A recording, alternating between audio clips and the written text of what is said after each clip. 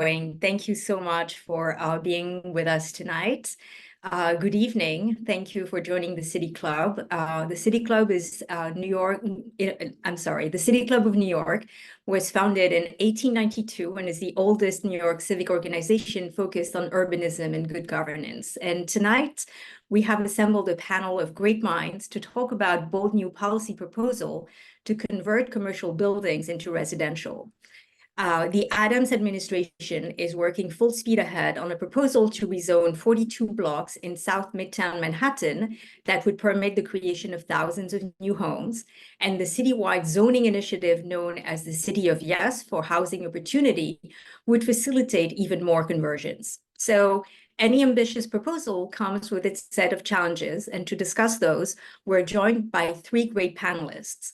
Howard Slatkin is the executive director of Citizens Housing Planning Council. He has over 2 decades of government service at the intersection of housing and planning in New York City, including as deputy executive director for strategic planning at the Department of City Planning and as the agency's first director of sustainability. Alan Mallach is the author of The Divided City, Poverty and Prosperity in Urban America, a well-known writer and thinker on cities and neighborhoods. He is a senior fellow with the Center for the Community Progress in Washington, D.C., and has worked at the Brookings Institution and the Federal Reserve Bank of Philadelphia. John Shapiro is a full-time professor at Pratt Graduate Center for Planning and the Environment, and he is its former chair. Before that, he was a principal of Phillips Price Shapiro and Associates, one of the region's leading planning consultancies. John has won over 20 awards, including the National American Planning Association's first presidential award. He is also a member of the Board of Trustees of the City Club of New York. And this evening will be moderated by none other than Margaret Tobin. Margaret has a deep understanding of land use and real estate in New York. She has worked for the private sector, developing large commercial projects. She also served in the public sector for both New York City and New York State, overseeing the creation, among other projects, of the Hudson River Park and Chelsea Piers. So once again, welcome to the participants who are here tonight to participate in this event. And Margaret, I am delighted that you accepted our invitation to moderate this conversation. Welcome, and I'm turning it over to you. Thank you so much, Layla. The City Club is lucky to have you and your dynamic leadership. And thank you to our panelists tonight and to the various 63 participants, which we just have to believe are out there. So we may try to have this conversation amongst ourselves and hopefully generate much more light than heat. It has become a hot topic. I think a lot of people walk around and say, look at all these empty office buildings. Oh my goodness, there's a need for affordable housing. And somehow the two ideas conflate into one idea because it seems so simple. I think what we will find over the course of this evening is this idea is anything other than simple. And the complexity, both the financial complexity, the policy level, the pure planning, the whole how far is the core from the window wall issue is replete with it. But nothing in New York is simple. Otherwise, we already would have done it, right? And I think that's one of the things that those of us that love New York love, that it is not a straightforward thing. So the format for tonight will be that each of our panelists will have some time at the beginning to look at this issue from their lens. They all have deep, deep expertise in the subject. And then we will open it up to questions. We're asking, I will have to read your question. So there's a Q&A function that you can type your question in, and we will see how many we get to as we go through this. But I really hope all of us walk away with a much more sophisticated idea of what this means. So before I turn it over to Howard, I wanted to put in a few data points myself. One is that pre-COVID, there were 1.5 million employees coming to New York City offices every day. That is a lot of economic power. And we've all seen how COVID and the very slow crawl back from COVID has affected and is affecting all sorts of industries in New York City. So the office core is absolutely different than it used to be. A second really interesting data point is that property taxes are 1/3 of the city budget, and the commercial property taxes are 40% of that total. So that means that 14% rather of the city budget is New York City commercial real estate. This is a big revenue producer for the city of New York, and not something that we want to just lightly say, oh, let's all make it residential. Another data point, and I don't know how accurate this is, and we're all statistics people here, so we know that there's lies, damn lies, and statistics. But according to Moody's, fewer than 3% of office buildings are viable candidates for conversion. And that includes planning issues, but also the financial issues, because apartment rents on a per square foot basis are significantly lower than office rents on a per square foot basis. So the financial viability conversion is not straightforward. But we've seen what happened in Lower Manhattan. It's been done, and it can be done. And so I think, Howard, with your background in policy, it would be great for you to take us through how you see this going forward. Sure. Thank you, Margaret. Thank you, Layla, and thank you, everyone who we can't see, for being here for this conversation and for hosting this. Maybe I can start even by lowering the stakes a little bit, which is that, you know, the surprising thing to many people is that we actually already allow almost all of our office space, or almost all of our office buildings, to be converted today, or at least a very large share of them could be converted to housing today if it made financial and financial sense, and it was something that the owners wanted to do.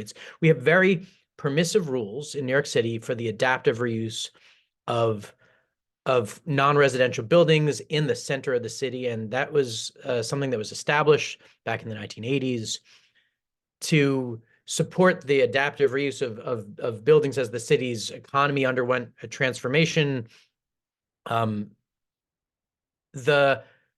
The interesting upshot of this is that we have hundreds of millions of square feet that could be converted today. I mean, the Woolworth building has partly been converted to housing. Part of it hasn't. The Empire State Building could be converted to housing under regulations. It hasn't been. There are many reasons why. And I think at the core of this set of issues that you teed up, Margaret, that it's really complicated. It's extremely idiosyncratic on a building by building basis. The kinds of buildings that physically lend themselves to conversion, overlaid with the kinds of buildings that financially lend themselves to conversion, the idea of, clearing tenancies so that the building can be vacated on a schedule that enables conversion. There are lots and lots of complexities that make it difficult. It's also not inexpensive to convert buildings and comply with contemporary codes and requirements. So it's not like a flip a light switch and we've solved our housing problem. I think that that's a good kind of myth to dismiss, but it also means that we should look at our permissive regulations with eyes open and understand that just because something is allowed to convert doesn't mean it's going to, and doesn't mean we would expect it to, and doesn't mean that the purpose of allowing these flexible regulations to apply is that we're trying to actually actively convert our central business district to a residential neighborhood. Like that's not the policy that's been in place, nor is it, I think, one that any of the panelists here would probably advocate for. So I think the choices that we have for public policy are, we can allow conversions to happen under our regulations the way we do allow buildings to be built. As of right, you don't have to ask permission, you just have to follow the rules. You can prohibit it, which we do in certain cases. We prohibit it for the most recent buildings when they don't comply with all the relevant regulations for housing. In most of the city, that's buildings built post 1961. In Lower Manhattan, it's buildings post 1977. Those are not eligible for these flexible conversion provisions. But there are two other things that we could do, and those have both been put on the table in the last couple of years for consideration. One is to put a thumb on the scale and say, I don't mean thumbs down, I just mean put a thumb on the scale and say, we're actually trying to induce conversions that the market wouldn't otherwise undertake on its own by providing financial incentives, tax incentives, whatever, to make more conversion happen. And that's probably, that's a departure from policy. It has interesting implications that I think that Margaret, you have described some of the important considerations about revenues for the city budget that have to be taken into consideration when you talk about inducing conversion. At the same time,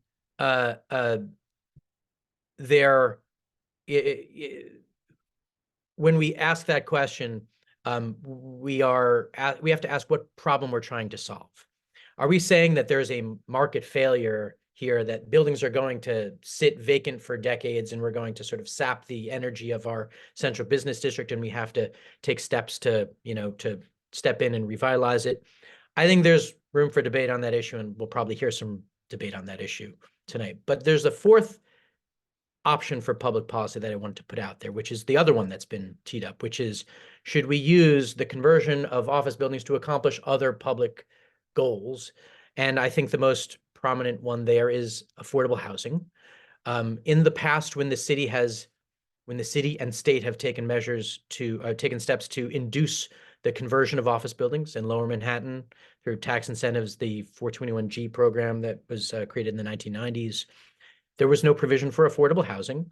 The goal of that program was not specifically to create mixed income housing, but specifically to create a residential market in Lower Manhattan, which hadn't existed previously, and to relieve high vacancy rates in the district.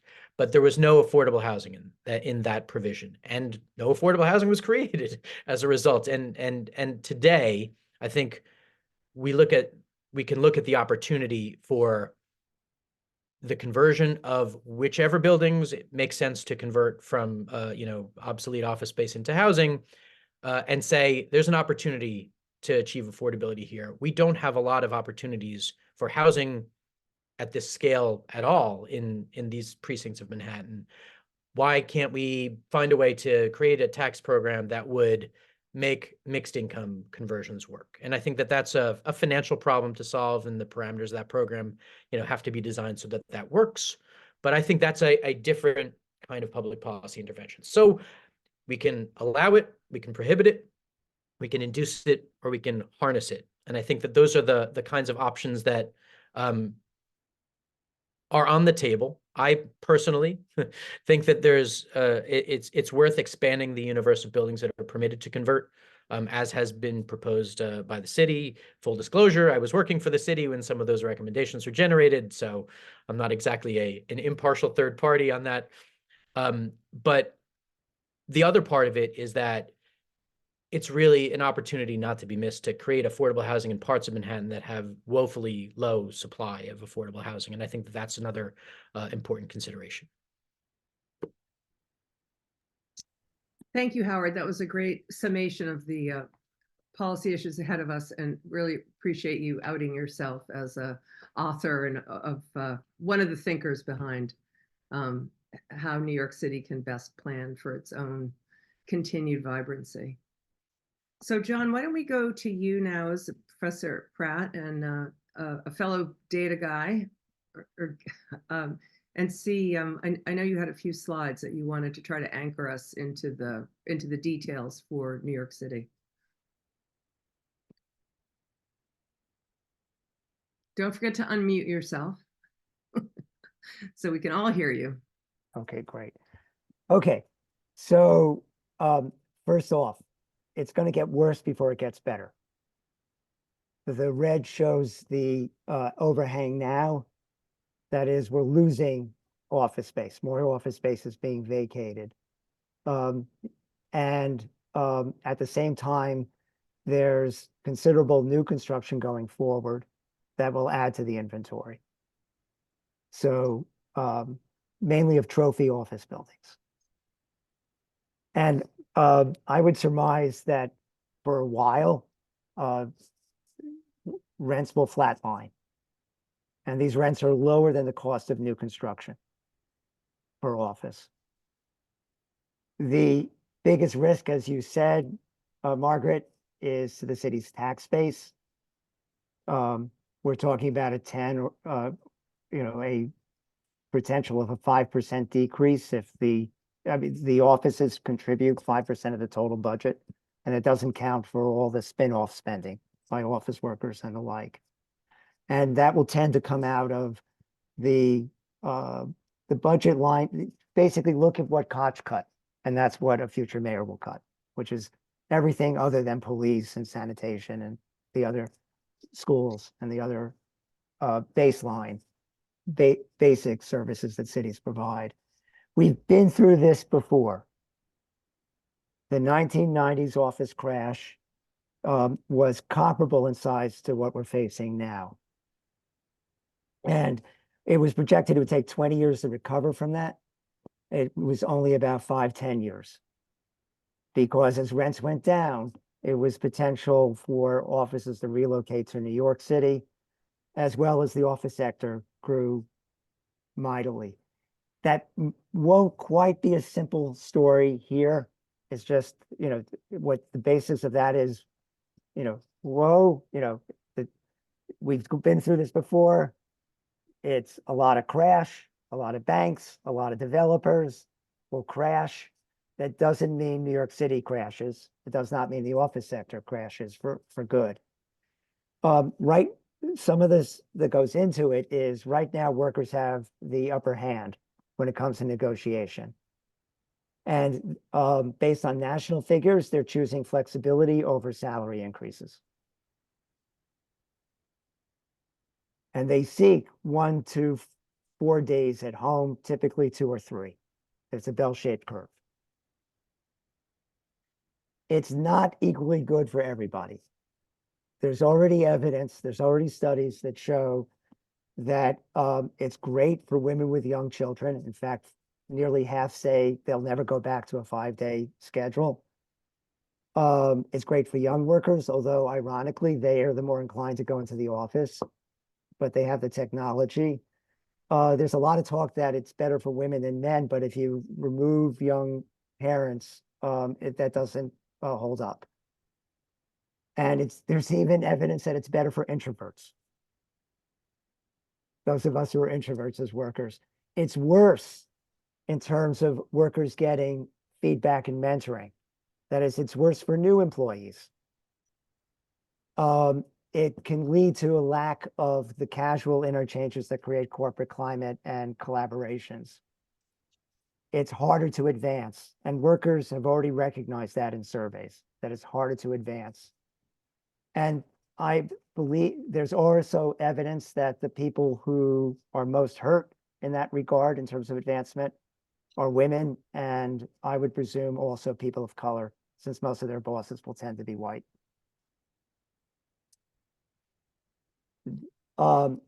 There's all over the map about what happens with productivity.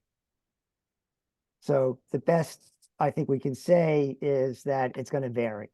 It's going to vary by type of business, type of work, who did the hiring. Is it a manager who can adjust? Is it a worker who can adjust? But what there is already evidence is from the point of view of the bosses, this is temporary.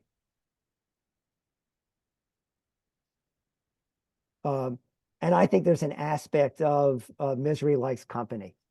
The bosses are going in 4 or 5 days a week. They want their employees around them for instant gratification. But even independent of that, it's harder to train new staff. It's harder to have corporate climate. And the productivity outcomes are uncertain, and that's risk.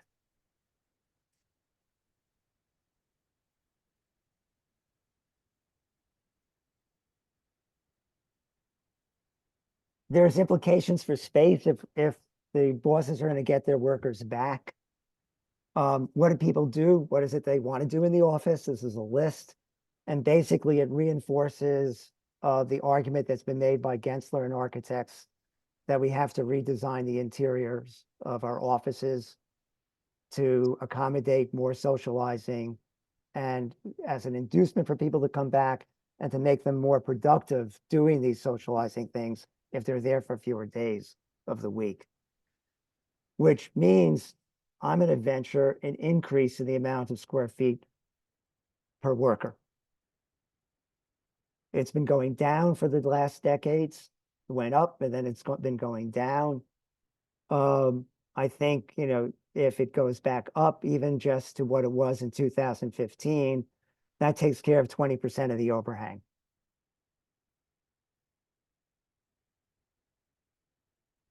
And in terms of there's a phenomenon going on that's being called flight to value. So if you look internationally, because New York City is a world-class city, we are very competitive. Only Hong Kong gets higher rents. So I'm not sure that these lower rents are so terrible because we're the number one location in North America. And depending on which one you've seen, I've seen 4 different versions of this. We're always in the top 4. Midtown is always in the top 4 as office destinations internationally. And what I was struck by was even downtown, even lower Manhattan, ain't doing so bad internationally. Another positive sign is that employment is back going up. Now, the office vacancy rate is not diminished by this, because remember that offices went down 50% in visitation during COVID. It's now down 30%, so that's better, but it's still an overhang. And until the bosses get the upper hand, I think visitation will remain low. And then within New York, in terms of that flight to quality, it's not showing up dramatically yet in the numbers, but it is showing up in terms of the news articles about which Class A buildings are being reclad or which buildings are getting rented. But we can't put all of our eggs in the Midtown basket. You know, one of the things that struck me, for example, is Midtown South's rents for Class B space is higher than the Class B space in East Mid and Midtown, at least according to the sources I checked, which were about 5 sources. There's some contradictions here. One is probably the biggest impediment to maximizing New York City's office sector is the cost of housing. So from an economic development point of view, the two go hand in hand. Jobs and housing go hand in hand. And the second is, not since the 1990s have banks been financing speculative office. They want pre-tenanted with an anchor tenant who takes at least 1/3 the space, if not a trophy building, for the likes of JP Morgan. And what we call Class B was once Class A. What we call now Class A will someday be Class B. So to some extent, we have to feed the beast. If we have to allow for new office development, you know, whether, you know, it's Hudson Yards, which now gets the highest rents, even though I won't go there on principle, but that's another story altogether. And so, you know, we have to constantly be building inventory. So what's at risk here? And I focus on Midtown because that's what I worry about the most. On the left is land use for just East Midtown, but Central Midtown would be the same. It's all commercial for all practical purposes. But on the right are all the more antiquated buildings, the older buildings. So my fear is not so much that, let's say, the Roosevelt Hotel or that enormous old office building across the street from Grand Central gets converted into housing in part or in large measure or totally. It's more a fear that assemblage is killed, because for all practical purposes, once you have a housing parcel, you can't assemble the land for commercial except over a very extended period of time and at great cost. In city planning's EIS for East Midtown, any property involving residential was excluded, which I think is extreme, but it speaks to this issue.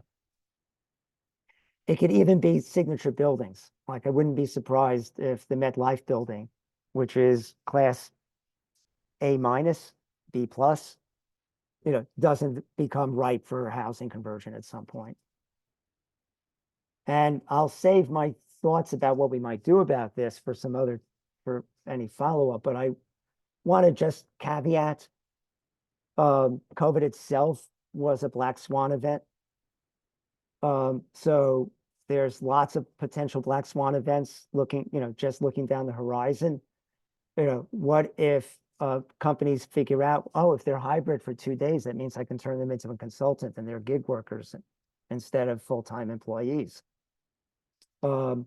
If Hong Kong destabilizes and New York City now is the #1 destination in the world instead of #2, what if Britain rejoins the EU and supersedes us? Alan's saying no way. He knows better.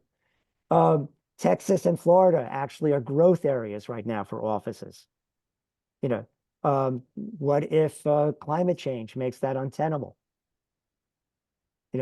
And what if William H. White, who wrote about the suburbanization of offices as being a way to create homogeneous workforces who never come in contact with a variety of people and therefore go stale in their ability to innovate?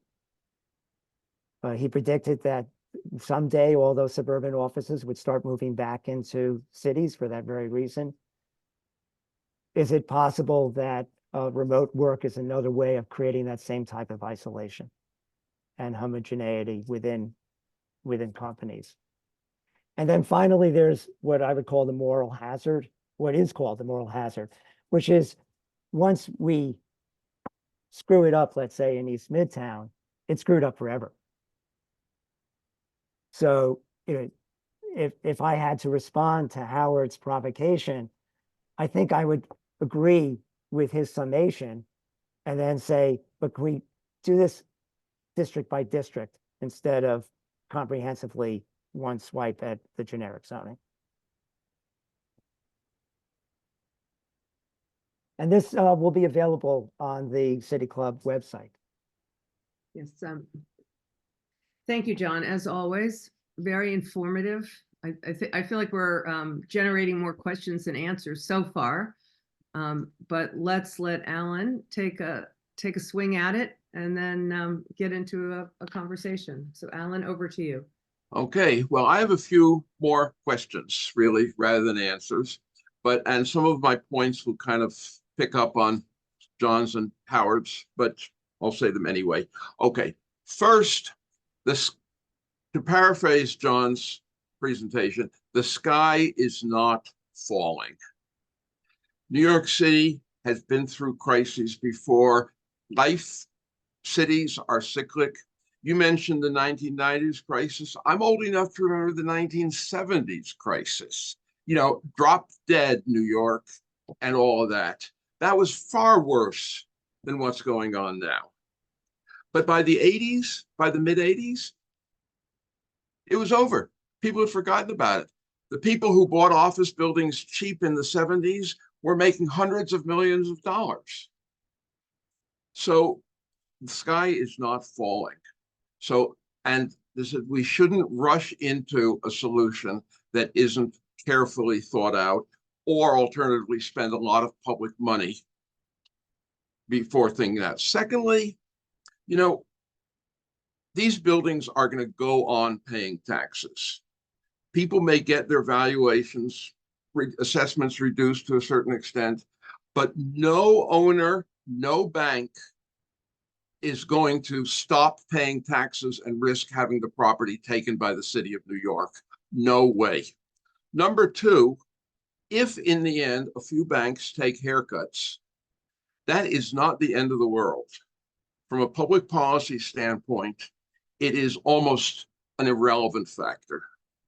So, the sky is not falling. It's not an existential crisis for the city of New York. It is a problem. It's a problem that needs to be carefully managed, but not an existential crisis. Okay, taking a step back and looking at the planning issues. Okay, I think there is a good general proposition that all things being equal, mixed-use districts tend to be good things. But at the same time, there's a lot of difference from one district to the next. John has pointed out the significance of the different types of buildings that exist in different districts and what the implications that are for future development. And I'd like to throw out a few general thoughts about that. Okay, you have certain areas that are already mixed-use districts and that are thriving as such, and where additional housing, additional conversions might very well be a decent idea, especially for the older buildings, which may be, relatively speaking, less expensive to convert, or alternatively are less desirable to the international market. But then it's still critically important, and this is one of the issues, I don't know if anybody has analyzed this with respect to Lower Manhattan, but if you have to have a viable mixed-use district, especially in a city that is a major center of finance, business, corporate life, and so forth, you need to have a balance. It's good to have a whole bunch of residential uses and people living in it. It's also good to have a whole bunch of office uses and 9-to-5 type space. And you've got to be very careful, because when you, especially in the world of development, when a trend starts moving really strongly in one direction, it tends to keep going. Developers are herd animals, and they tend to follow where the alpha developers are going. And it is really easy, and I've seen this happen in a lot of places, once a particular type of development, a particular model starts moving too fast, it can get out of hand, and the next thing you know, essentially, you've undone the value of the neighborhood because of the value of the neighborhood or the district. So when you start looking at neighborhoods for office to residential conversion, you really have to be very thoughtful about what is the character of the area that you're trying to preserve or alternatively trying to change, and what do you want to see happen at the end of the day. Because once you set those regulations down and the developers start following them, you've created a machine, and you can't easily press the button to stop the machine. So you really have to look at the logical uses and direction and thrust of each area as a distinct animal. And Lord knows the difference between Midtown East, Midtown South, Lower Manhattan, downtown Brooklyn, and so forth. All of these areas have very distinct characteristics that have to be respected. And then the last point I'd like to make is, as we all know, one thing about converting post-war buildings to residential uses is that it's mind-bogglingly expensive and difficult and problematic. Now, there's no question that there are locations in New York that the numbers will work, but it's going to be incredibly expensive housing if it's done, unless government is willing to put a great deal of money into it to make it affordable. And that raises a whole bunch of questions. First, how significant a contribution can office to residential make to meeting New York's humongous affordable and workforce housing crisis? I don't have the answer to it, but my gut tells me it's not a huge percentage. Secondly, one thing, whenever government spends money or forgoes money through tax breaks, it incurs opportunity costs. Before saying that the government should provide fiscal inducements for people to convert office space into residential, you have to ask, for X amount of money that's involved, what are the alternative uses? Could we create more affordable housing with the same dollars elsewhere or through a different strategy or not. The point is, we shouldn't assume that this is some kind of a magic bullet that all of a sudden has come out of left field to solve our housing crisis, because it isn't. And then finally, are there other uses? Is office space and housing, are they the only plausible uses for all of this space? Maybe for some of it, but I think we ought to think more broadly about different other types of activities, whether it's schools, community space, retail space. You go to Japan and they've got multi-story office buildings with retail space and restaurants all the way up, not just on the ground floor. So my point, I guess, all of this says, be cautious. Think about these larger issues. Think about opportunity costs, and don't rush into trying to turn something which is a serious problem into a crisis. Thank you, Alan. That's very, very helpful. Howard, I'd like to circle back to you and sort of bounce off of what Alan was just talking about, because the premise of tonight's whole meeting is that converting office to residential is a good idea. And now we're hearing that there's a lot of subtle points to it, including it may be very, very expensive. And when everybody talks about housing, certainly in today's New York, we're talking about affordable housing. I don't think anybody feels the need to do a lot of high-end condos to, contribute to the 57th Street buildings that are already there. Well, right? I think that's another panel discussion. Exactly. To how much more housing and of what types we need, but I'll Right. leave that aside for another conversation. I want to come back to this idea though. Let me ask the question. Yeah, go ahead. And then you can come back to it, which is that the circumstances of this public policy, right? What you laid out four. I think we probably want to focus on the last two that you laid out. Yeah. Right. Or actually, I think we have to come back to should we allow it? That's on the table here. I think that's being questioned by the panel. So let's go to it. I think this idea of, we have to be really careful and thoughtful and go district by district is an admonishment that is maybe 40 years after its time, because in 1981, we put in place this incredibly permissive set of provisions that allow you to convert any pre-61, but it was 1981. It was like 20-year-old buildings or older could all be converted to housing if you wanted to. I think the lesson we can learn from that, and, yes, we should have our eyes open as to whether the world has changed, but the sky didn't fall. We didn't convert. Every building in gray on John's map is eligible to convert to housing today under the zoning. It's allowed. Why don't they do it? It doesn't make sense.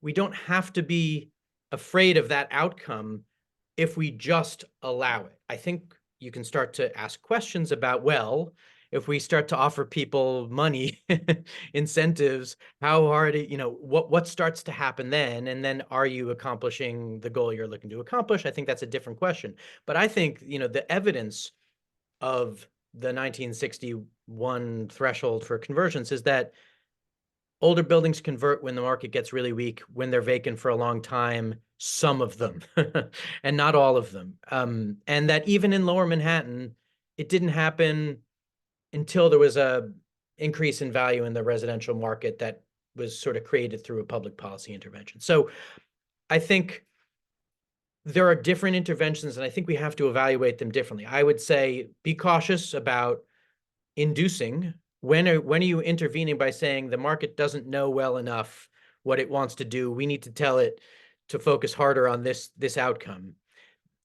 There, I think there's an increased degree of scrutiny you'd want to attach to where you do that, why you do that, under what circumstances you're trying to achieve that outcome. But I think there's a lot of evidence that simply being permissive is actually really good. And I want to mention it's not just permissive of housing, but reuse for all other non-residential purposes. I think that absolutely all that stuff should be on the table. The reuse of buildings in flexible ways is one of the things that has been critical over the decades to New York City's economy being able to corner better than the economy of other cities, where you have more white elephant buildings, you have, more vacancy when the economy takes a left turn.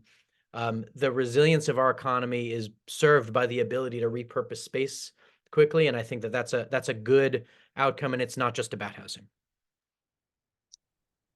Very good. And I did look it up. Lower Manhattan, which had extra encouragement to convert, has ended up right now they're at 13 million square feet, or 13% of the total square footage in Lower Manhattan. And I do think that the mix of buildings down there is probably skews a little more heavily towards the older, operable window buildings than Midtown does. And some of that, not all of it, but some of that was induced through a tax incentive program, and some of it has happened without that.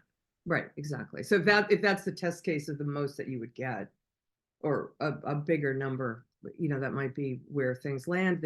But back to you, John, in terms of sort of the policy question, like kind of what are we trying to do here?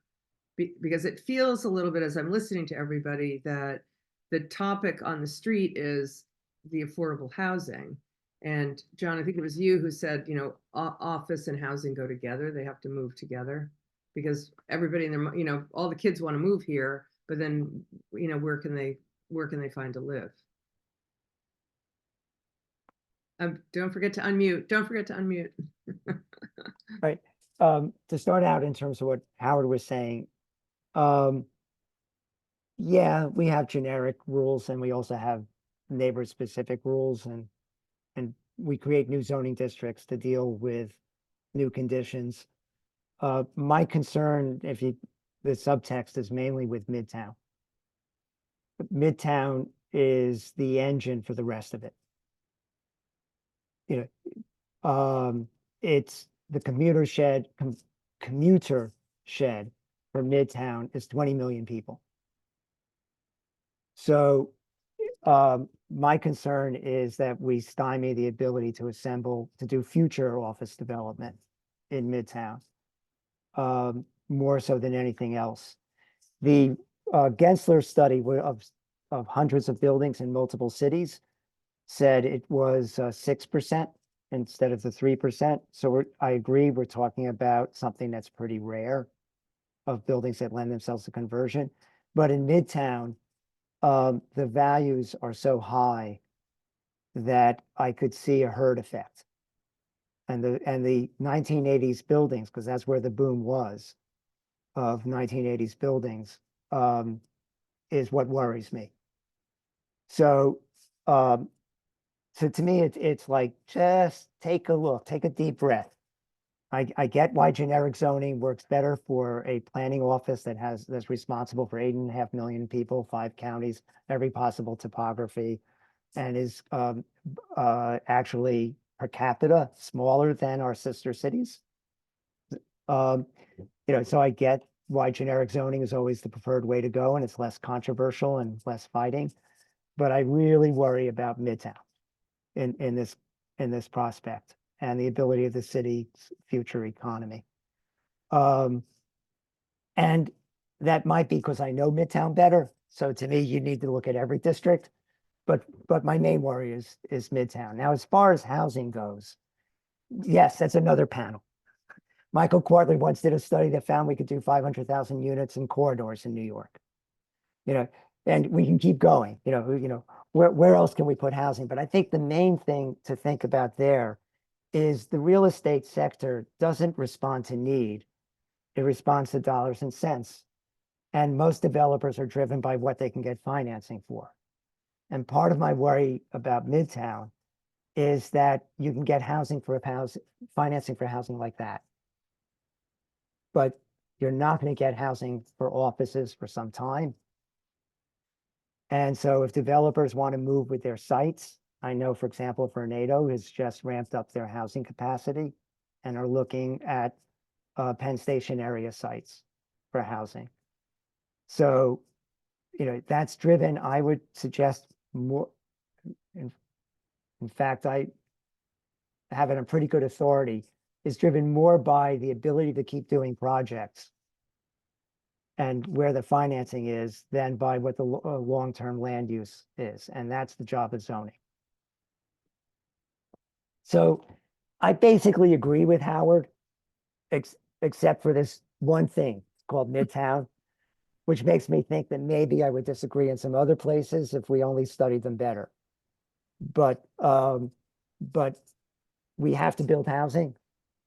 It's the right thing to do. I don't think it's going to happen in Midtown. If it did, affordable housing in Midtown would be putting people where there's no supermarket, et cetera. When you're rich, you order in, or you have your servant make the food. But it's not a place where I think poor people or working class people are going to exactly find the services and culture and street life that makes for a nice neighborhood. Well, why don't we then go over to Alan, because I think we have skirted around the whole mixed use question of, live, work, play, mixed use districts. I live in Manhattan, and I assure you that there are supermarkets in, I think there's one on 55th Street, if I remember correctly. So they're around, but and I also think the school question is a really good question, because a lot of like younger people who are moving here don't have children. And then there's a period of time where you have school age children. And then there's the retired empty nester who, again, doesn't have children. So I think in all of this, like, the market really does need to be disaggregated. So I think, Alan, one of the questions I have for you is there like a best possible outcome here, or a worst possible outcome? Well, in the real world, you never have either the worst or the best possible outcome. You always get a mix. And just when John was mentioning about Vornado, I was thinking, I wouldn't mind if there were more upscale housing around Penn Station, so they would get some decent restaurants over there. But that's a separate issue. But I think, again, to me, planning is ultimately a fairly fine-grained process. I mean, you really have to look at a particular neighborhood and try to say, not necessarily what is the best outcome in that neighborhood, but what is a good outcome for that neighborhood or that district. And usually, again, in most cases, and you see this certainly all over the United States, whether it's Philadelphia, Chicago, Detroit, San Francisco, wherever, a mix of uses is a very good outcome. You get people, you get workspace, you get living space, you don't have to worry that much about whether there are supermarkets there when you start, because what I've seen in lots of these areas is once you get a certain critical mass of people, the supermarket follows. And people are perfectly happy to move into housing if it's an interesting area and there's enough going on to figure out some other way of doing their food shopping. So I think, but ultimately it comes down to a very fine-grained kind of process of looking at the neighborhood.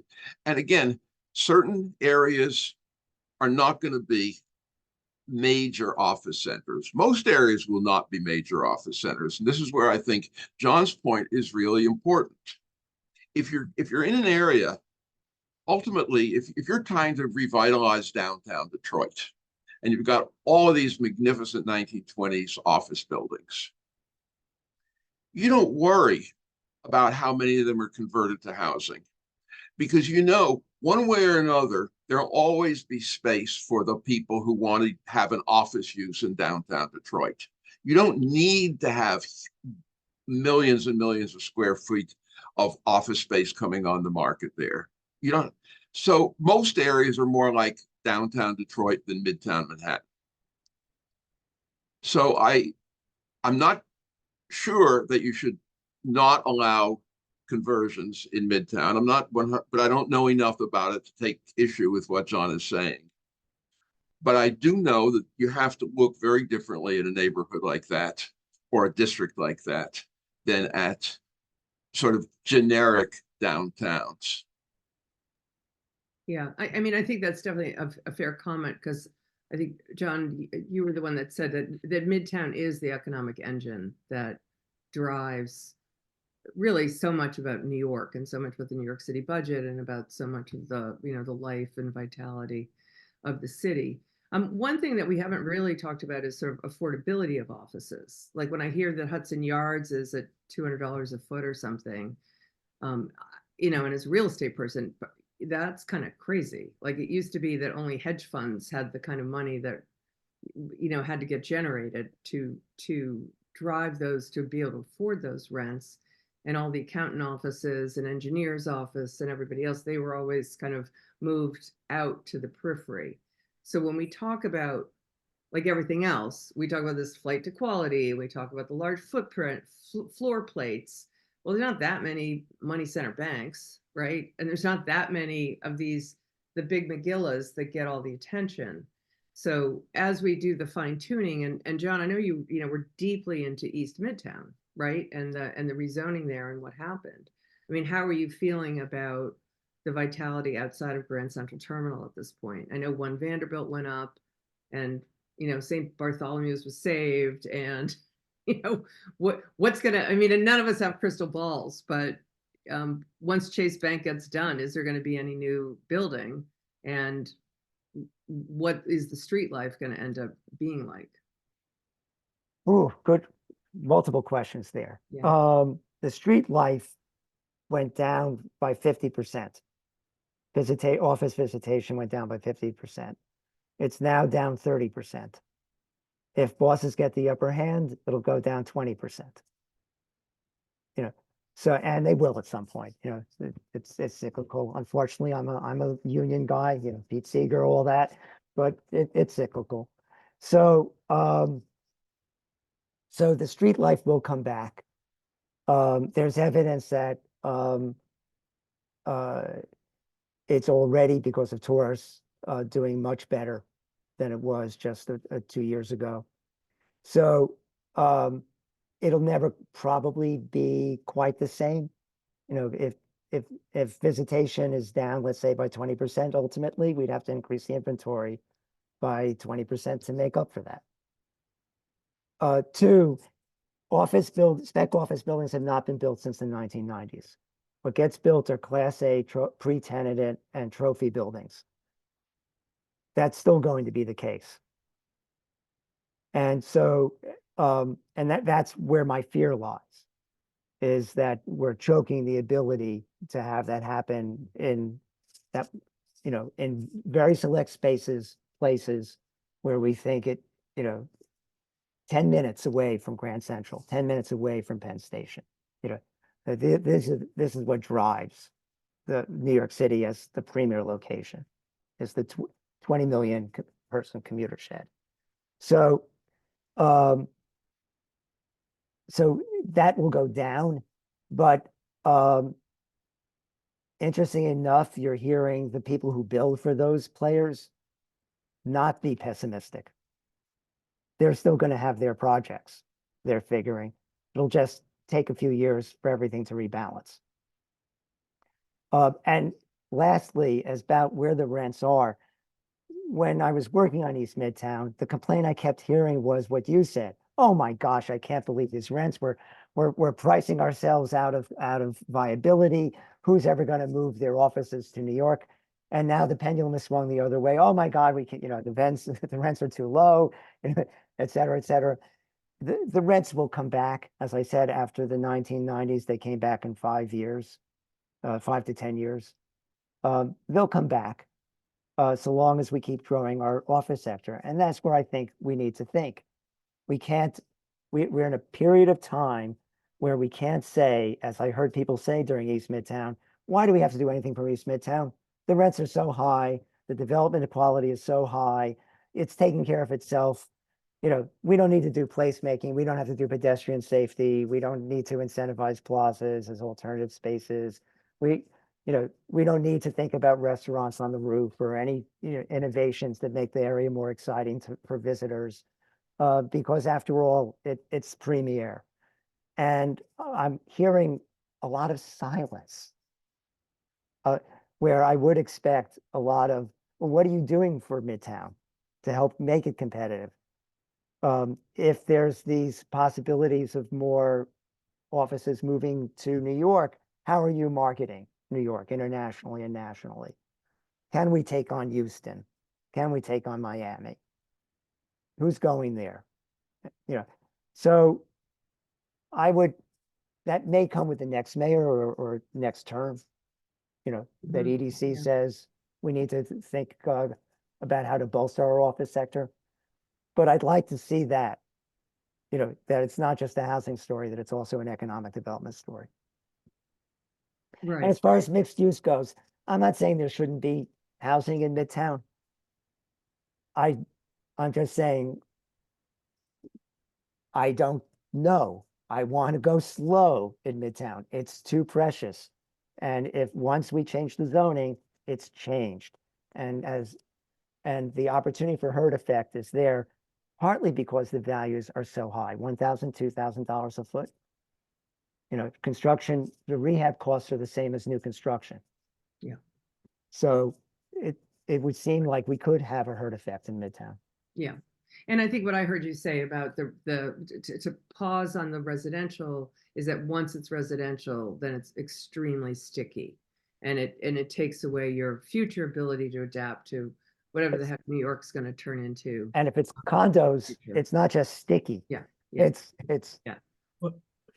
Yeah. Go ahead, Howard. I was going to. I'll just say, I like this conversation because I get to agree with exactly half of what John says, and then we can talk through the other half. I think the values being high in Midtown are one of the reasons why you are going to expect less of a runaway train effect from conversion, because the office values are high in Midtown. The office values remain the highest in Midtown. So the location value of Midtown is higher for office. The space has to be very obsolete. And if new construction, if the cost of conversion is on par with the cost of new construction, don't forget you're adding to that the demolition of a building and the opportunity cost of commercial rents, which make that equation pretty unfavorable for conversion unless the building is really functionally obsolete. In which case, I think you're allowing the market to correct for it. I totally actually agree, like in concept. Midtown is the engine of the city's office economy. It's at the core of the revenues for, property tax revenues for the budget. These are fundamental and important things. I just think that the risks of allowing, as opposed to inducing, conversion are significantly. My perception of this is that they're significantly lower than John's perception, which isn't to say I think one should not be careful. I just think that we're going to be careful enough, but that's, I think, the right set of that's the right framing of a decision, right? Are we allowing something that's going to result in changes that are compatible with the survival and vibrancy of the office district, or are we doing something that's going to interfere with that?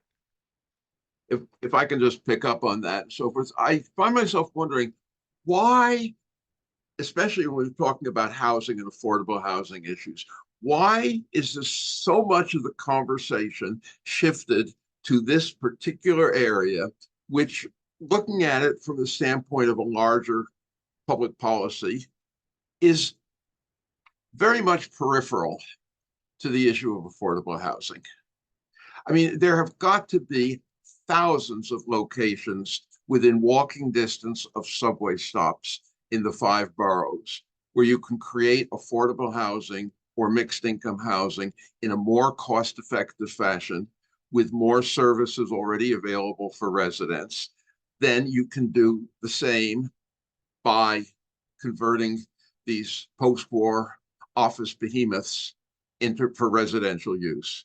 And you create housing that is in a more attractive residential environment for the most part. I mean, the fact is, I think the idea of living in an apartment carved out of an office building where I'm looking into a atrium that's been created just so that I have light in my windows is really not a very appetizing thought. But, well, Alan, I have to jump in because when I was in the private sector, we did a building like that. That was like, I would say, a C- downtown building. had been converted to rental, and then we converted it to condo, a lot of units, very small units. I was amazed at who wanted those atrium. It was people who worked shift work, worked in TV production, had odd jobs. They wanted it quiet and they wanted to be dark. And it was a huge atrium. Well, They had lots of light, actually, yeah. but it Well, was fascinating. To each his own, okay. right? Okay, chacun a son goût, as they say. So I'll buy that. Exactly. But I still come back. The affordable housing conversation should not be hijacked by the office conversion conversation.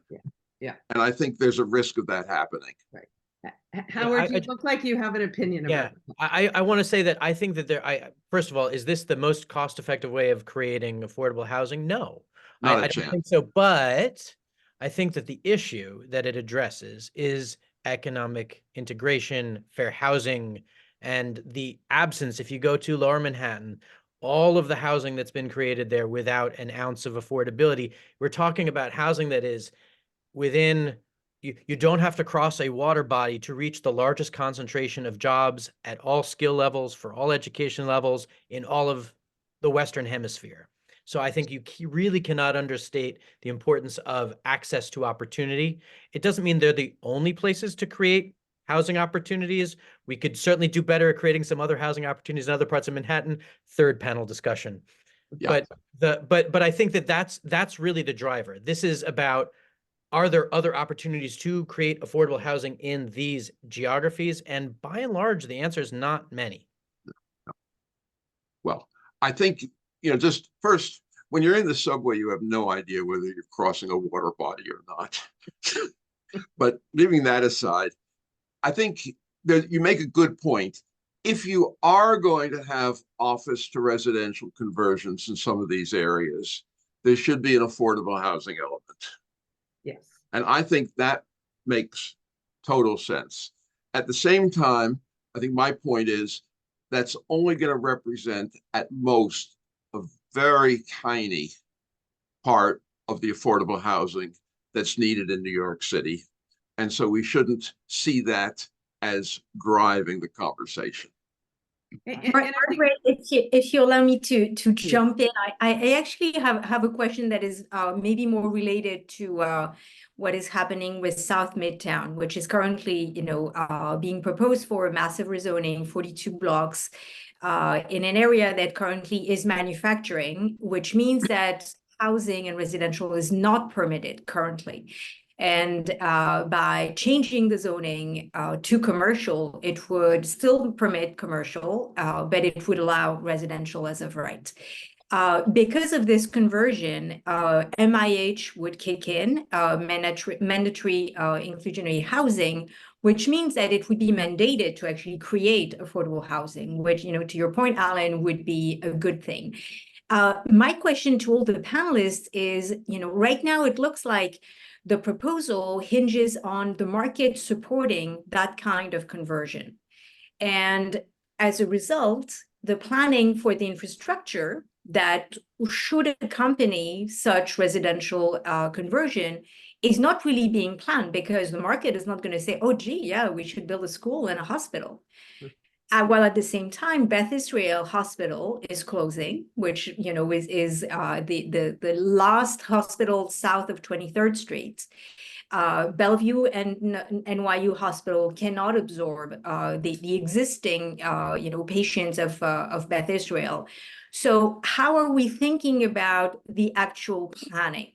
Because whether we need housing, we don't, whether we think it's a good idea or a bad idea. If it happens, and if we only rely on the market to actually make it happen, and maybe a few tax incentives if we want to stimulate this direction, are we missing out on the opportunity to actually plan? You mean have we actually missed out on the opportunity to plan? Well, I mean, hopefully the Department of City Planning is going to get it right, and you know, they will make all the provisions to actually build a school and build a hospital, and you know, make sure that, you know, maybe rather than suggesting or letting the market forces, you know, take over, maybe we can mandate. You know, that was the one thing that Howard, in you know, your various you know, options, mandating was not one of them, and I, you know, I understand why, but you know, at the risk of being provocative, should we mandate something? Howard, Well, I think we yeah. could go to you from your city planning hat, although I know you're at It's citizen. dusty now. It's Yeah, exactly. So I don't want you to have to be the no, no, sole no. answer to that. That's fine. Listen, I think just from I think the question is, how do you plan when, you know, the outcomes are not certain? And that's a great set of questions. And I think the issues that you've raised point to the fact that some of that planning is happening in different locations. There's planning through the School Construction Authority. There's planning through the state's, you know, decisions about the number of hospital beds that, you know, need to be, and the resources that are provided to support that. It's not just saying this should happen. It's actually providing the resources Yeah. to support that. And that happens in multiple places, which makes it harder to orchestrate that kind of a plan. Right. That said, I think, you know,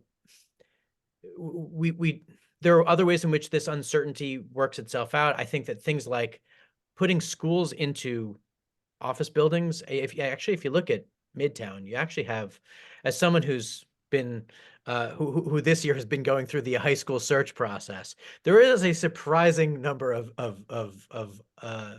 public schools that are located throughout Midtown in office buildings and in converted buildings and in other facilities. I think there are ways to do that. It's about resources, and I think that making sure that the resources are available to support those needs as they emerge is the challenge, and it's a good one. It's a good question.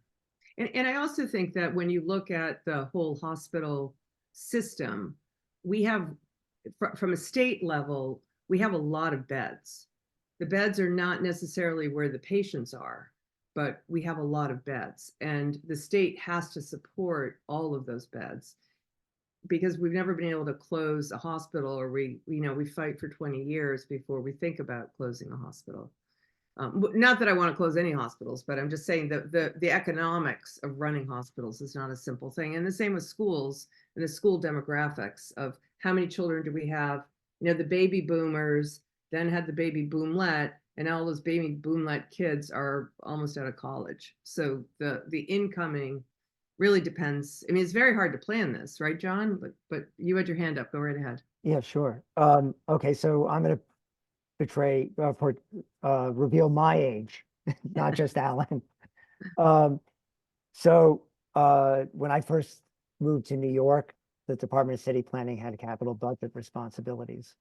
These were removed by Koch. At which point the Department of City Planning's only way to do good, including the mayor as the elected chief, what the mayor calls for is through upzoning.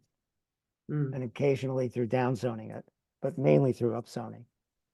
And what you're describing is not a unique problem to Midtown South.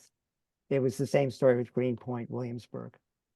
Not as much of a story, I think, because of local involvement with Gowanus. But if we're 8.5 million people, we're larger than Finland in population, Ireland, you know, et cetera. The departments act like federal agencies.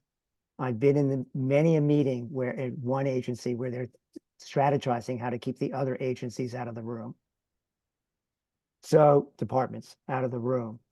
So I think we have a fifth panel, which is how to restore capital budget responsibility and staffing to the Department of City Planning so they can do exactly what you're saying. Coordinate changes in density and use with changes in public services. And then we have a sixth panel, which was under Lindsay. The intention was that the community boards have a sort of real influence, as opposed to only the influence of saying no, depending on how loud you say no, Right. and how adamantly you say no. But yes doesn't mean anything. Maybe doesn't mean anything. Only no. Yeah. So the original intent was that each community board would be interagency and able to watch over what all the departments were doing. So I think that's a sixth panel or a Yeah. seventh panel. It's a bigger problem than all that. And I don't have as much confidence as Howard does in the ability or interest of the sister departments to step in and coordinate their efforts. And to use Greenpoint Williamsburg as an example, having a truck route that goes immediately through a residential neighborhood, that never got, I think maybe now it's retired, but certainly didn't get retired as part of the proposed rezoning. Yeah. So there's just strange things that happen for the lack of coordination, which I would applaud if city planning could have both the charter mission and the staffing to do it. And I do think that the mayor has tried with his public realm czar, whatever, but I think all of it, when we see post-COVID, the restaurant sheds, the bike paths.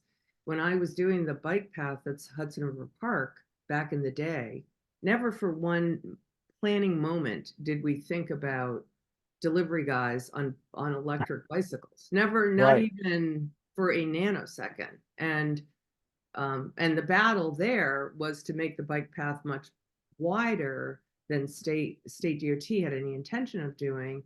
And the way that we did it is we got rid of the downtown parking lane. So now probably all of downtown will hate my guts, but I kept saying an inch equals an acre. Like every inch that you move towards the river, you lost an acre of parkland. And we haven't talked about parkland and open space, but it is a huge part of the quality of life in a mixed use neighborhood. And part of the, I think, distress that we feel in Midtown these days is just from the sort of disorganization and disarray of the public realm. So fingers crossed that we'll keep moving towards some kind of order, but I'm vaguely hopeful, I guess. It does seem like it's wildly complicated. Layla, I mean, I think it's a very good question, and I think the answer is we're kind of groping. Yeah. It is, what is it, 6 blind men and an elephant problem. Yeah, just one comment on that. SARS are a great PR gesture, but Yeah. they tend not to have any. The only thing that has substance is when you create systems and protocols and processes that everybody knows they've got to participate in and follow, and not edicts from SARS. We saw what happened in Russia back in 1917. Not good for the Tsars. So same thing could easily, well, not exactly the same thing. Not exactly the same thing. Well, I think Lindsay called them, was it citizen planning or community planning councils? They weren't community boards, but they were planning. And one of the things we did with the park project was we had 3 community boards. And so we paid for each community board to have their own landscape architect so they could critique the master plan that we were developing. So it was more of a conversation between equals, because we were trying to do the whole thing, but be responsive to each one. And I think it made a huge difference to the quality of the planning of the result, neighborhood by neighborhood. So Layla, I had asked when do we have another 15 minutes or how long do we? Yes, we do. So maybe Margaret, do you want to take a couple of questions that were put in the Q&A section? Yes. Let's see, we have some very smart people listening in and writing in. One question in terms of quality of life that's been put in is, let's see, there's some areas of Midtown where it is we all know we have a homeless problem. We've been talking about housing. We obviously have the migrant crisis. Somebody brought up the Roosevelt Hotel, the bikers, etc. how do we better address the quality of life? Like, how do we make, whether it's office districts or really all of New York, um, be attractive in a way that currently now, I mean, I think it's really hard to say. I mean, I was here all through COVID, and personally, I liked it empty because I could bicycle everywhere. But, you know, that's very selfish on my part. And now it does feel very chaotic to me, far more than it used to. And I open the floor to anybody who would like to try to respond to that. I'll tell you something unusual about Midtown. Normally, when you do a plan, let's say for placemaking and planning for a neighborhood, there's the curmudgeonly merchant and the curmudgeonly tenant, etc. Only in the case of Midtown, they can call the mayor and the deputy mayor. Mm-hmm. So a lot of good ideas have been brought up over the years for Midtown. There was the study by Jonathan Rose with, I forget their name, but one of the leading placemaking companies in the world. And there were the ideas that David Burney and our team, generated. And David Burney's the chair of Pratt's placemaking program and formerly Right. the chief architect of the city. These were no slouch ideas. Yeah. The one of the bids had all sorts of interesting ideas for Library Way. And they all got, Sadiq Khan wanted to put in a dedicated bus route on 34th Street. And it only took one call from a very well-placed person to kill each of all these ideas. It's an interesting NIMBY issue. It's not the typical NIMBY issue. Yeah. And sometimes apocryphally told, like so-and-so opposed this just because that's where their limousine would drop them off. Yeah. And so I think the question of how to do Midtown is it needs to be more than a study. Yeah. It needs to actually be, and the bids are afraid of their own boards. I said that out loud. So the staff had much more radical ideas than they felt prepared to say out loud themselves. Yeah. I think it needs to be some entity is empowered in order to do it. And Lindsay had, I think, a good idea in that regard, which was during White Flight, he created the Office of Midtown Planning. Yeah. Expressly to provide implementation in addition to planning. And I think that goes back to Alan's point that it's like we have to hold on to process so that, one phone call can't take you off course. I'll add one optimistic note, which is we're about to, knock on wood, we're about to enter a period where we're going to reduce the number of vehicles entering Midtown on any given day, which provides an opportunity to reclaim some of the space time of Midtown for a different kind of order. And I think that is, we've described some of the unplanned changes, like the emergence of e-bikes and other things that the city is playing catch up on in a lot of ways, and we all are playing catch up on. I think congestion pricing is an opportunity that should be capitalized on. And so is the weakness of the market.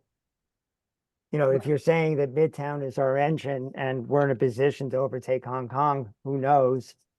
That creates an argument for people to come together who would normally say, as per the Yale Club, don't extend the Vanderbilt Plaza by one block, even if we can keep our taxi drop off, because we don't want change. So that's interesting. Yeah. Midtown is rife with those stories. Yeah, interesting. Well, let's go to another question, just because I kind of always like the math, which is the new ferry service was a big innovation. I have a son who lives in Williamsburg who will take it quite often, and it was touted that it was $2.90, like the for your Metro card, but the math is that it's costing whatever it is, $12 a ride or $15 a ride, and the city's just subsidizing it. how do we as a, if we want to be a going concern, we have to make sure that our revenues and our costs are in some kind of alignment. I'm personally quite nervous about congestion pricing, just because it feels like Broadway's had to put up with enough already, but I'm hoping to be proved wrong about that. So how do we look at this, like from a, sort of pull out the lens? We've talked about each building in and of itself is a financial challenge to do anything with it. The city itself is a challenge. And then how do you allocate, like, what are you actually spending your money on? I can't remember who started it, but the idea of the opportunity costs of what you're actually spending your money on. Alan, that was you. Yeah, that I think is the question. Like on the ferry issue, Yeah. Clearly, ferries add a certain factor, certain element to the quality of life in Manhattan, the quality of life for commuters. They make it so, for certain commuters, it becomes more attractive to work in New York because you can take a ferry and so forth. But I don't know that anybody has taken that step back and said, okay, granted that there are certain benefits, if the city and the state and whomever are paying however many $1 million a year to subsidize that service, are those benefits commensurate with the amount of money we're spending?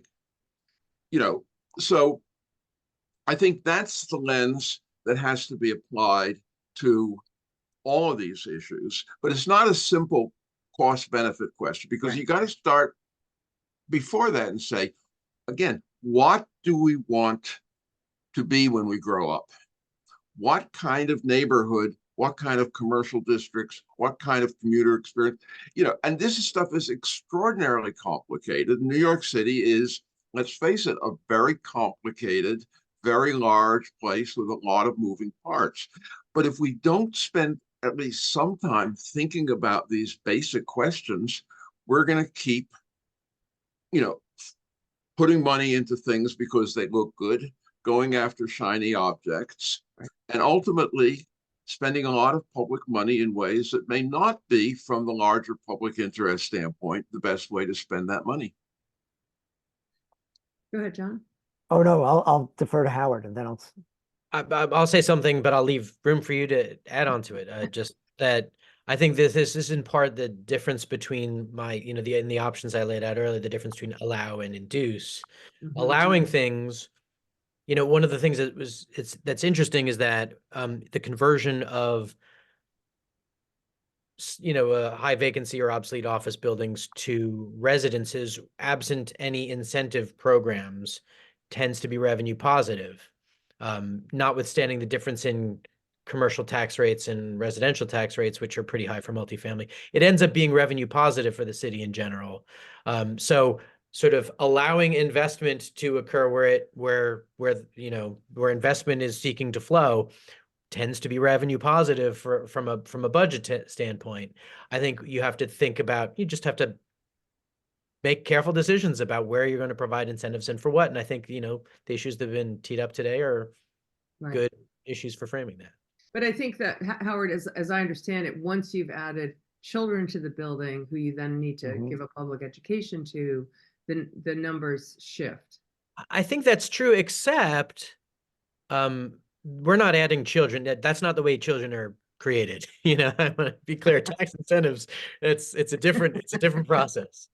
Those children are going to be somewhere anyway. It's a question of whether we make a home for them here as opposed to somewhere else. So yes, you do have to do facilities planning. But if children move to a residential neighborhood, there's likely a school or system of schools. If children are moving into Midtown, then, and they're not high school kids, then you do have, it's more just a question of like, how wide is the aperture when you look at at the revenue neutral and, Absolutely. And if the conversion was somehow reducing the amount of commerce that goes on in New York City, which I don't think that most conversions are going to actually do. I don't think we're going to constrain the supply of office space to the point where we get fewer jobs and less investment in the city. But if that were to happen, then that would have a negative revenue effect. I think, again, the fewer thumbs placed on the scale, the less likely you're going to see those kinds of outcomes. That's all. So it sounds to me like not that I'm going to pin you down, but I am a little bit, that your view is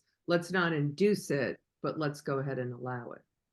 And I would say that the one thing that does require investment is if we want to see affordable housing happen, you have to provide some financial incentive, which is, not costless, but it's part of the, capturing some of the investment Mhm. in the conversion to provide for affordability. I see that as a different proposition from saying, as a matter of public policy, we want to try to have more buildings convert and we're going to spend public dollars to achieve that. Right. I would, we're getting to, uh, unfortunately, what Howard just said just triggered my, yeah, but Good. Midtown, is the risk worth it in Midtown? The purpose of zoning is not to maximize real estate value. The purpose of zoning is to create certain types of public benefits, which might include maximizing real estate value, but it's not actually its main purpose. So to me, the idea that we would restrict the market is a perfectly reasonable thing. That's what zoning does. Zoning restricts what the market wants to do. And the question is it worth it? As far as where can the money come from, Lower Manhattan's real estate value is equal to the gross national product of Canada. Mm. I would assume Midtown's is at least 1.5 times that, according to Bloomberg. Yeah, I think So it's there's a lot. for what it would take to create a magnificent public realm in Lower Manhattan or Midtown or just about most of Manhattan is pennies, because actually landscaping is very cheap compared to other things. Yeah. So I think it's not a question of whether we can do it, but do we have the will to do it? Now, when markets are going down, is not a good time to tax, because that's effectively what we're talking about, even if it's not legally a tax. You're adding, woe, but during boom periods or upswings is a logical time to do that, because it doesn't have a dampening effect on the market the way it can during a downturn. So I'm not saying this is the right thing to do now, but it might be, and it should be looked at. But my view would be, I think the model you're talking about is the bid model, which was like a little extra special tax that people did to create safety, security, beauty, etc. I think what we've been talking about more is, I think it's very disorganized right now. I think the restaurant thing's disorganized. I think the bikeways that were put everywhere are not very good. I think the electric bikes are kind of a hot mess. And I think it's right. And then so that now we never did figure out public bathrooms ever, even though I work for Mayor Dinkins, we got pretty close. It doesn't have to be a bid. There's other mechanisms that are used nationally. I think it should be something different. Right. And New York tends to be 10, 20 years behind the rest of the nation. Yeah. There are other mechanisms besides bids. Yeah. Good. Yeah, no, because I think whoever said is the staff is a wholly owned subsidiary of the board, and not necessarily, you're not going to get the innovation necessarily that you would like to see. A very interesting thing happened when I presented East Midtown to the joint boards of REBNY and the business improvement districts, all three. Mm-hmm. I asked the group, would you like to see plazas on your own property? No hands went up. I said, would you like to see plazas within a block or two of your property? And all the hands went up. It's called prisoner's dilemma. Yes. Which is where, and that's exactly where government can be very, very useful, is in getting the marketplace to do something that is recognized to be favorable to the marketplace, but the marketplace wouldn't otherwise do it on its own.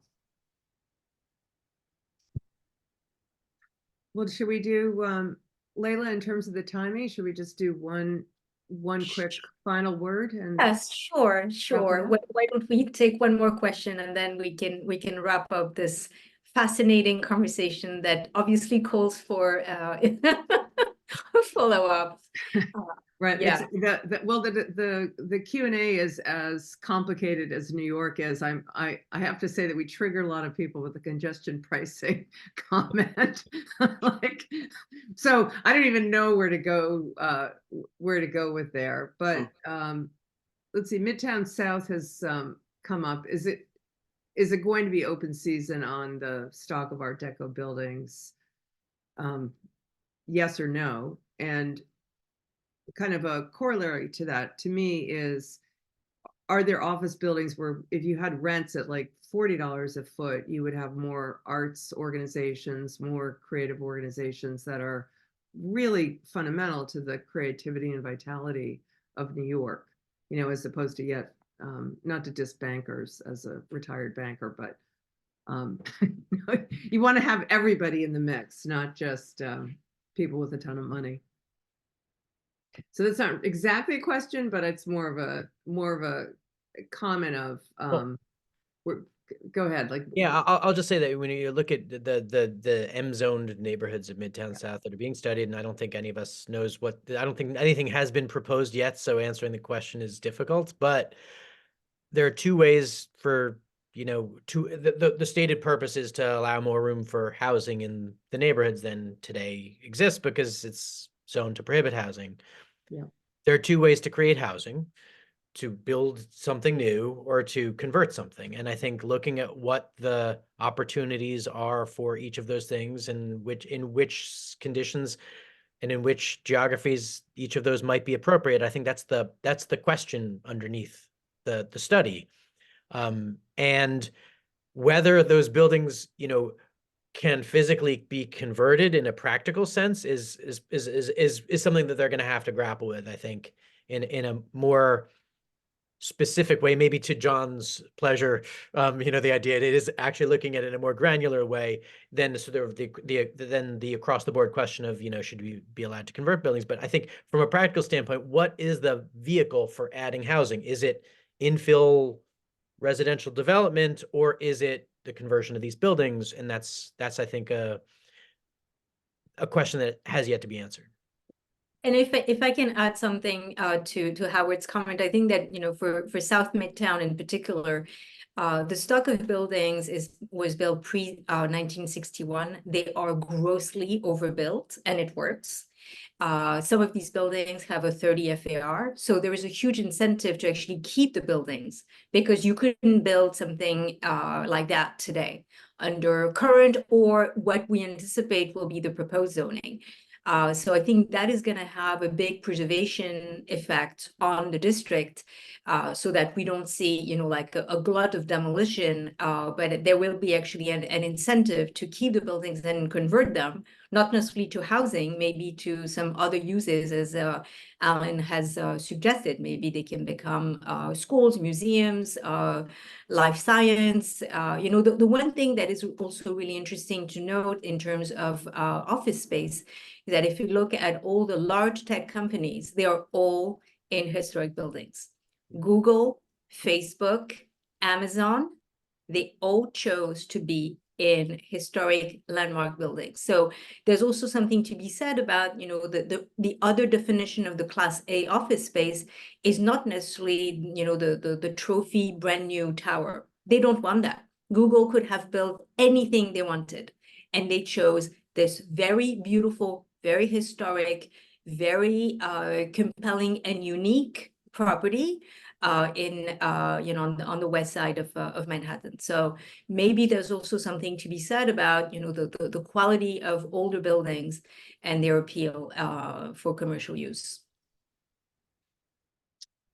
thank you, Layla. Yeah, if I can just add, because I have to leave literally momentarily. I think that's absolutely right. I think the same thing is true with arts organizations. I think they would much rather be in a building with character, even if it involves stairs and narrow aisles and things like that, than be in a 40-story, a little corner of a 40-story Class B 1960s office building. But I think the main thing is, and again, I come back to, this is not a crisis. This is a problem. Mhm. And it should be managed and managed carefully. And we should be open to alternative uses. There's a wonderful project in city nobody in New York has ever heard of called Memphis, Tennessee, where they took an enormous regional Sears warehouse, solid concrete, the whole thing, carved 3 atria into it, and created, it's got ground floor retail and restaurants, 3 floors of healthcare facilities and educational facilities, 2 floors of housing, and 2 floors of a hotel. I think we should encourage creativity. There are lots of opportunities, but at the same time, I think we shouldn't rush into anything based on what the numbers are telling us today, because we're in the middle of a transitional period. And when you're in the middle of a transition, you don't know what it's going to look like 5-10 years from now. So John, can I go to you for the final cleanup batter? Only though if you turn on your you have to come off mute. Alan said it all. John, we can convert all the office buildings into future panels. Right. Okay. On that.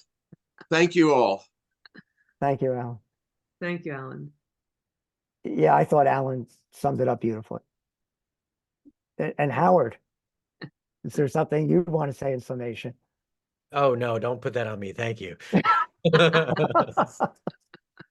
Margaret, I think it's up to you. Okay, well, I think for me, this is a great example of why New York is so fabulous. It's vital, smart, creative people wrestling with complicated problems, none of which have easy solutions, or we would have done it already. I do think that in recent times, the sort of billionaires row and the critique of the 421A program, et cetera, are totally valid. And the thing about New York working is it has to work for everybody. And I think that the conversion conversation that we had, I think there's a place for it. But whether Moody's is right and it's 3% or your number, the Gensler study at 6%, it is not the solution. But like everything else in New York, there's just there's today's problem, and then there'll be new problems, and tomorrow. So hopefully we'll all keep getting up in the morning and enjoying grappling with it all. And Layla, I will turn over to you as the president of the City Club, and thank you very much for putting this together. Thank you, Margaret. And I want to thank our panelists, Howard Slatkin, Alan Mallach, John Shapiro. Thank you, Margaret Tobin, for moderating this event. I just want to mention that we had almost 100 participants on this webinar tonight. We are really, really excited to see that, this is generating such interest. We know that, we're competing against many other, events and opportunities. So we're really thrilled to see the engagement. We will put together show notes, and they will be on the website. You will be able to find John Shapiro's presentation, as well as links to Howard and his organization, as well as Howard and Alan, I'm sorry, their organizations, their publications, so you will have that available. I want to know that the chairman of the City Club was with us in attendance tonight, Ken Barwick. I wanted to acknowledge him and thank him for all the great work that he does for the City Club.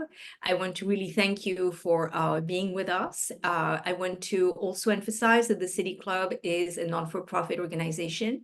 We rely entirely on contributions and donations from people like you, and we hope that you will consider supporting our effort. We really strive to promote conversations on very important topics that have to do with the great city that we love, New York City.